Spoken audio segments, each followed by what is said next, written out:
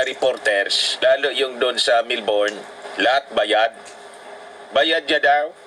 Kaya magtanongan niya kayo na magtanong kasi bayad ko yung plane ticket ninyo in all. Tanong lang niya kayo.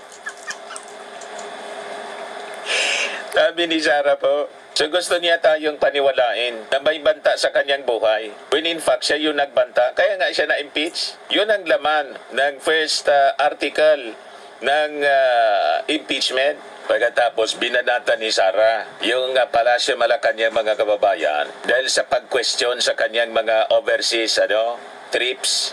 Ayan Sara Duterte slams Palace for questioning her overseas trips. Yung kanyang mga personal trips, calling her critics stupid. Mga bobo daw, yung mga critics niya. Ganon katindi at nakakayaan niya. Yan sabi niya, alam mo kasi, hindi kasi nila naintindihan. Sorry hindi ko alam if sinasadya nila na ayaw intindihin o bobo yung mga nasa administrasyon. Iwan ko, sa totoo lang talaga, nahiya ako sa mga Filipino na nanonood yung ibang bansa sa atin ang ganito yung estado ng this is the state of the nation.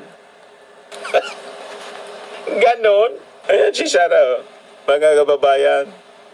Mr. Ovi, Mr. Tangkong, kayo po ba as Vice President alam mo kasi, hindi kasi nila naiintindihan, sorry Hindi ko alam kung sinasadya nila na ayaw intindihin o talagang bobo lang talaga yung nasa administrasyon. I'd like to lean doon sa latter kasi sa lahat ng mga desisyon nila lately. Ay, ano, sa totoo lang talaga nahihiya ako as a Filipino ba na nanonood yung ibang bansa sa atin and ganito yung estado ng this is the state of the nation. She's that girl, mga kababayan. May kapal siya ng mukha. Nasabihin ng ganon na nakakahiya na daw ang ginagawa ng ating administrasyon. What about yung kanyang ginagawa? Alin yung nakakahiya? Yung ginagawa ng ating Pangulo na poros official trips ang ginagawa? O yung kanyang mga personal trips, mga kababayan? Na hindi na nga siya makapagtrabaho?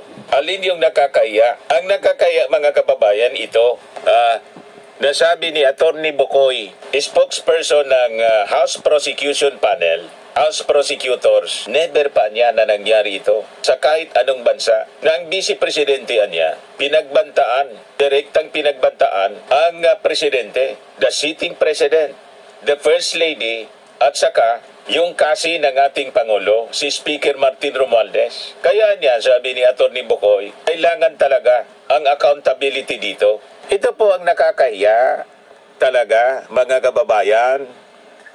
Huwag kang mag-alala, ma'am, sa security ko. Kasi may kinausap na ako na tao.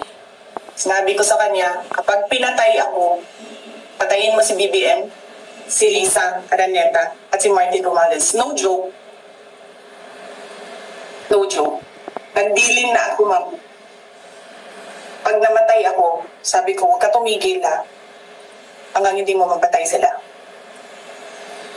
And then he said yes. Yan ang